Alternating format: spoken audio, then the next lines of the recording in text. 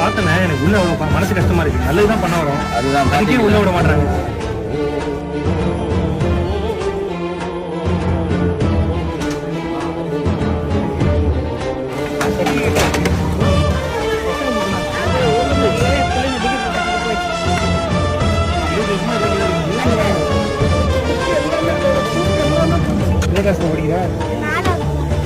யூடியூப்ல பார்த்தேன், மனசே கஷ்டமாயிடுச்சு. படிக்கிற பசங்க நோட்டு புக்கு எல்லாமே போயிடுச்சு.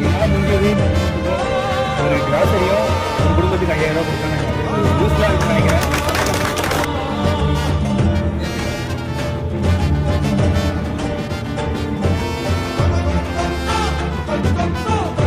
இந்த மாதிரி